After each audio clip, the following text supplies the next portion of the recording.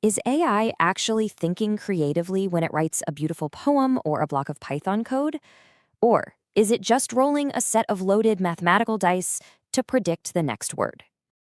Welcome to Yurix AI. This is Lecture 29 of LLMs from Scratch, Zero to Builder. Today, our goal is to completely demystify exactly how large language models generate diverse, creative text using probability and temperature. To master this, we're going to hit 5 key areas today. We'll compare greedy versus probabilistic generation, unpack the multinomial distribution, define temperature, code it up, and finally visualize these values in action.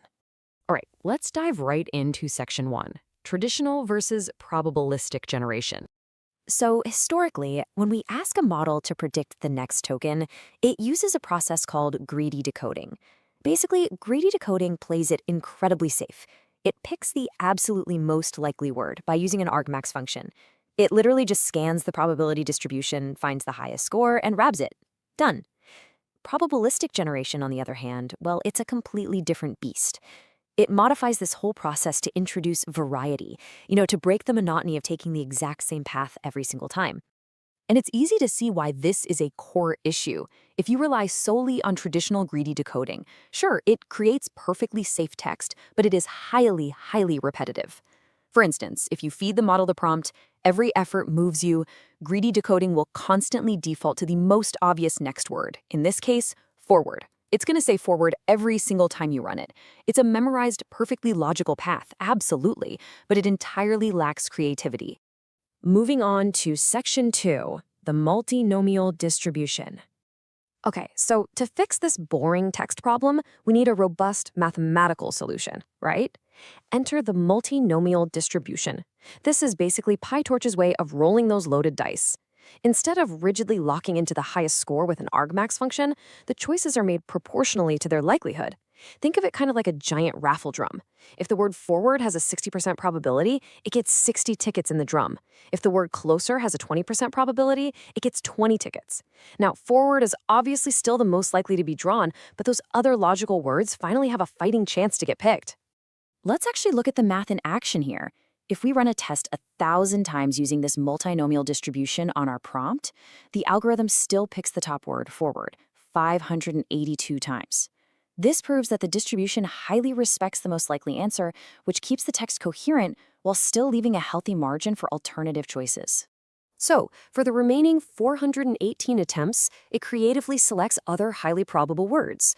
It might output every effort moves you closer, or inches, or toward. By drawing from these proportional probabilities, we instantly breathe life into the output. It's a real game changer. Which brings us to Section 3, what temperature scaling is. Now you might be wondering, how do we control exactly how wild that raffle drawing gets? Well, that's done through a parameter called temperature scaling. In neural networks, the raw, unnormalized scores that the AI produces at the very end of its transformer blocks are called logits.